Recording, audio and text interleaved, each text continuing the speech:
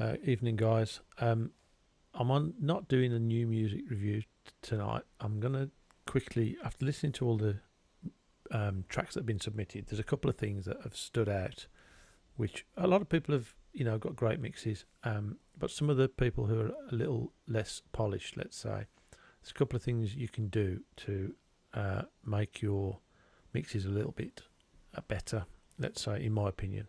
So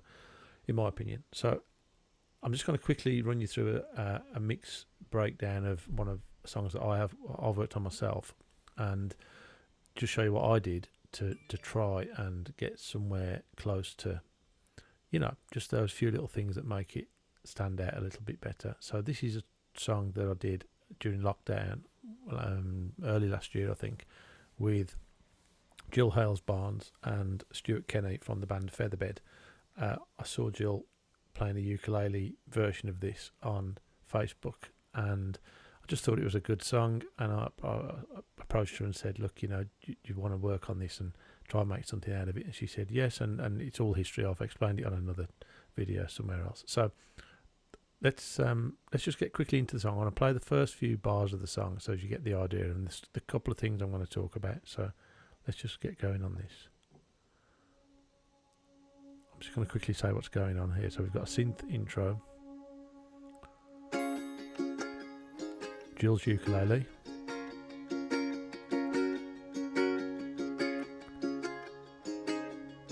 now this builds into the intro now. She climbs so high.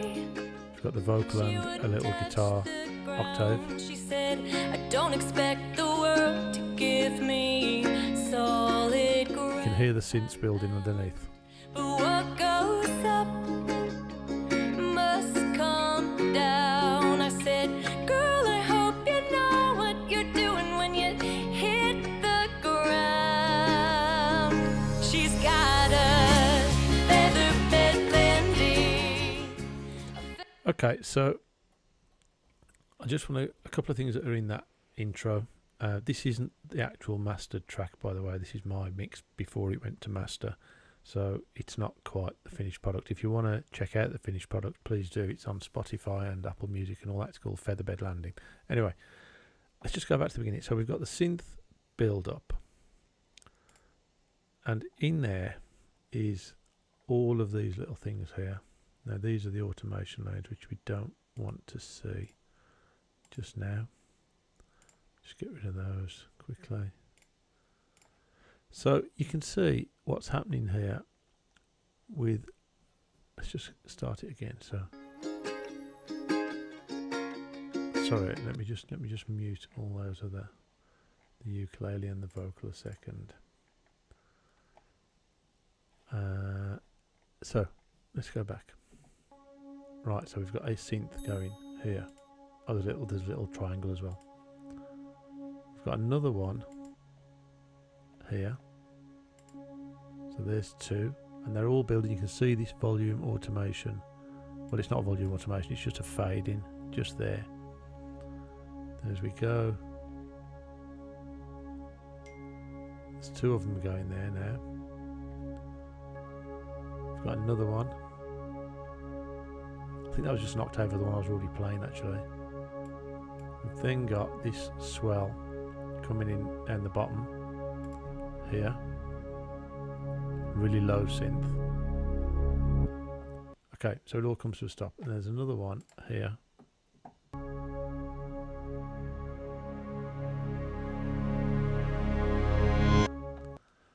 And then on top of that we've got whatever this is, I can't remember. Okay, so a big splash cymbal and a reverse splash cymbal. So we've got a number of things going on. We've got something else, a reverse crash at the top. Let's just have a listen to that. Solo these.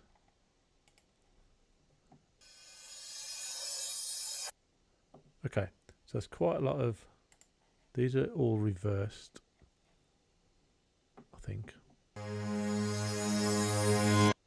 Yeah. So what I've done, I've played just a typical synth note or a piano note on an octave, so two notes octave apart in the key the song, you know, whatever chord this is that we're going to. I think it was a G probably. And I've just reversed them and then volume swelled them into the intro, so they stop as the intro guitars start. The first sort of verse starts, and it just gives it that build. So if we play them all together again, just I won't do it all.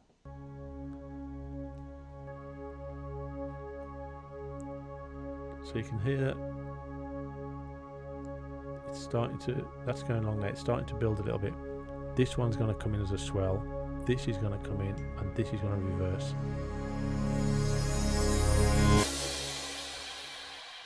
Okay, so now let's get rid of that now. Now let's just listen to that bit again with the whole track. Well, let's take the vocal, let's receive the guitars in.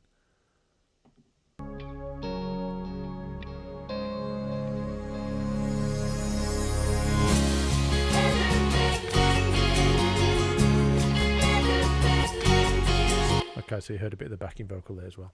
So that's how I build in, and I also noticed that I did do this just on this guitar here. Now I did this with volume automation, so I controlled the volume of the track by setting the volume level here to just rise just at the end of this guitar piece. So if you listen to just here, the guitar,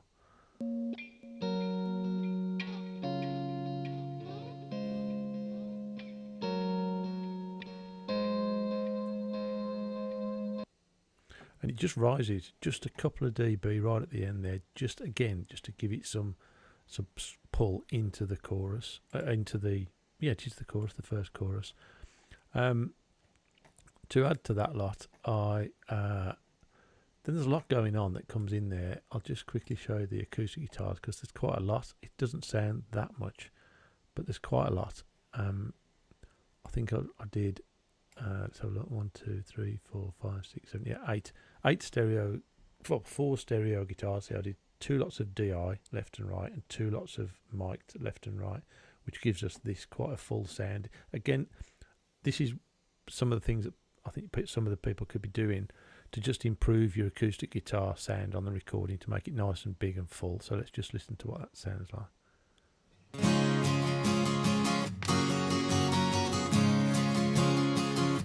So let's take them out.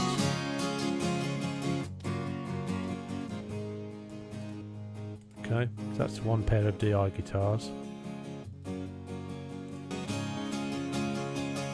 Second pair of DI.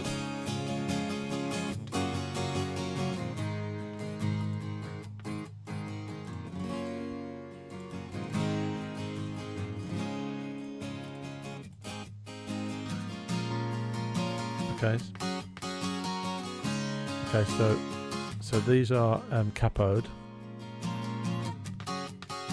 So same chords but capoed. So we've got 2 lots of guitar chords going on, and they're both capoed, which just gives it a fuller sound. Get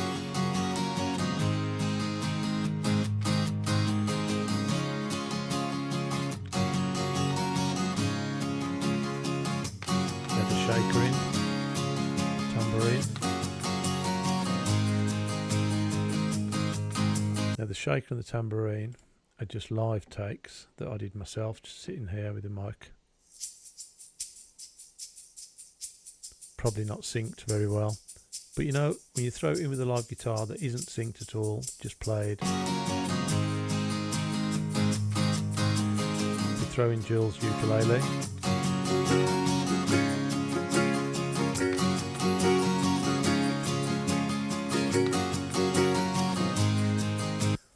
The electric guitars were just a little riff. Let's just see what they are all about. Let's take these out a second. I'm not going to go through the whole song.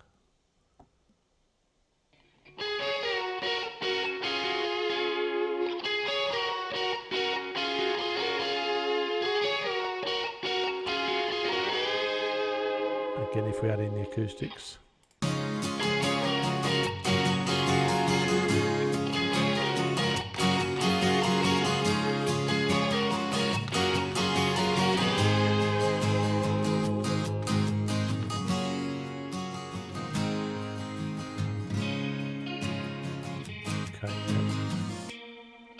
So I'll put that little guitar in the background.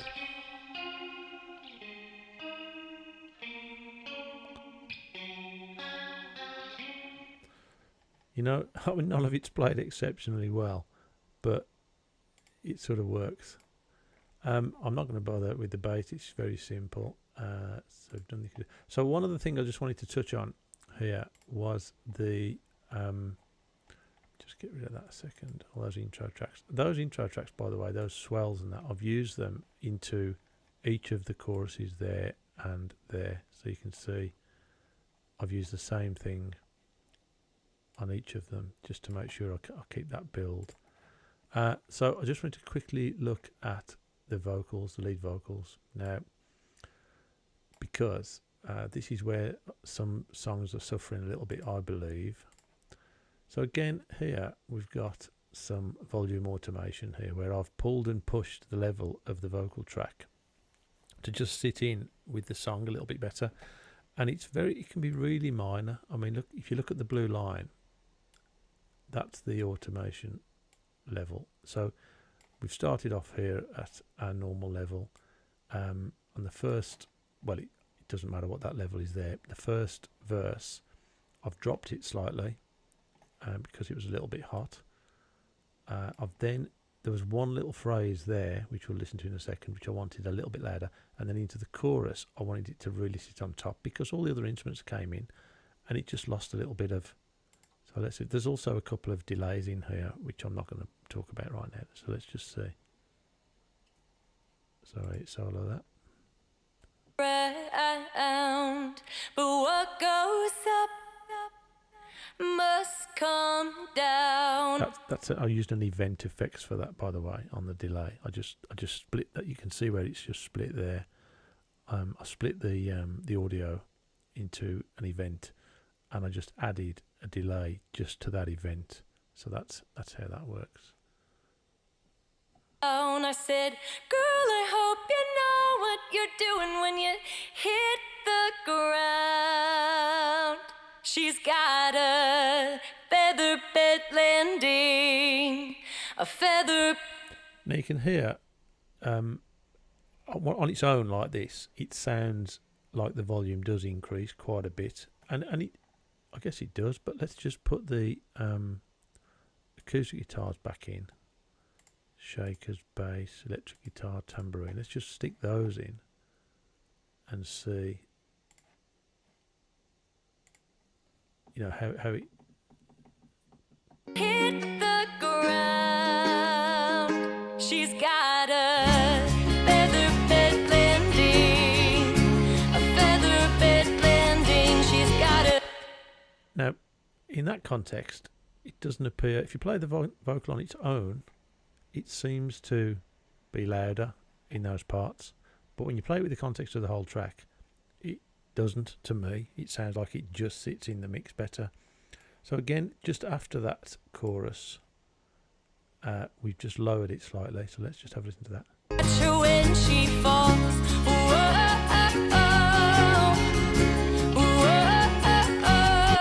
Yeah, because you can see that the vocal level is quite hot here. She's singing quite loudly, and I wanted it to sit in the mix a little better, so I've just lowered it just very slightly there. I'm not sure what that is, minus, yeah.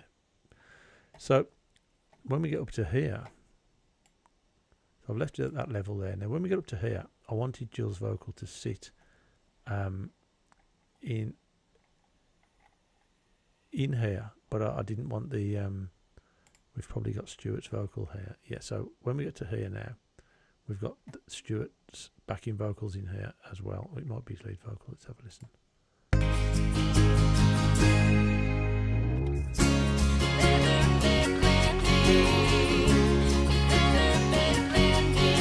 Yeah, so I wanted Jill's vocal very low in the mix and a Stewart's vocal to take the lead. she's got a featherbed landing, a featherbed landing, she's got a... Okay, so I wanted Stewart's vocal to be in the front and I wanted Jill's vocal to be right at the back, which is here. And then let's just go, I've uploaded even more here, let's see what's going on. She jumps, whoa, whoa, whoa.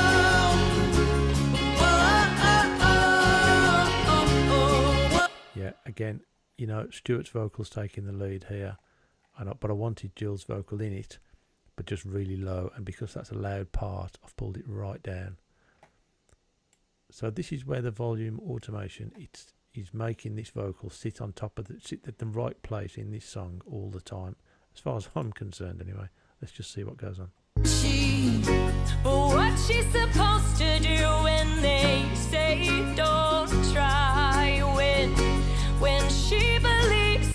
Yeah, again, so we're in the break now, and you know, I don't want it too loud. She's singing quite loud, and I don't want it too loud in the mix. As we get to the end, I have raised it slightly, I'm guessing, for the final chorus. Decides to ride. She's got a featherbed landing.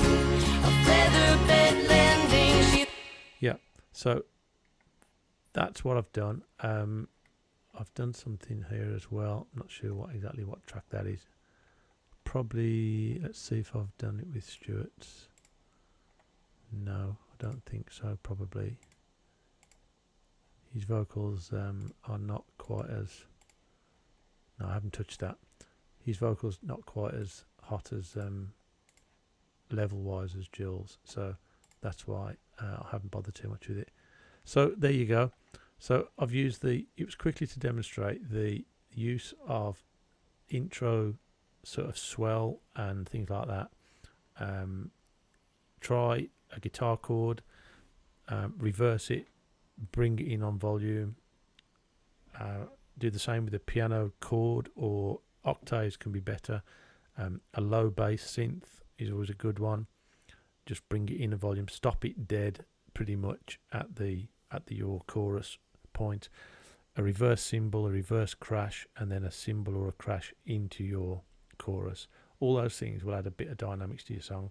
And then think about if it's a lead vocal, think about looking at this volume level of the vocal on its own, and just listen to it yourself and listen through the song. Is it a bit quiet? Do I want it a bit louder? Sometimes people push the fader up, you know, and it stays a bit hot all the way through the song, or it's a bit low all the way through the song. But using this sort of technique, and don't get me wrong, I've just learnt this, I've just picked this up off other channels and what other people are doing. This is by no means an exact science. There's lots of ways to monitor. You can use a vocal rider, which, you know, does a similar thing, I guess. But this will give you a lot more consistency over your lead vocal. And also, you know, you can use it on backing vocal, use it on whatever you want. I mean, I have done automation on guitars, which lead guitars have been a bit, you know, I want to bring a guitar part up in the mix. You can use it for all sorts. If you want to know any more about the volume automation thing, there's plenty of videos out there, but drop me a line if, you know, you're not sure, or you want a little bit more of an explanation on how it works. It doesn't show it. I just turn it off when it's not showing the song. But you can see this song ultimately it is a lot of tracks actually, but I've got them all folded here, so there's not that many there. But effectively I used 1, 2, 3, 4, 5, 6, 7, 8. There's some more guitar going on at the end here.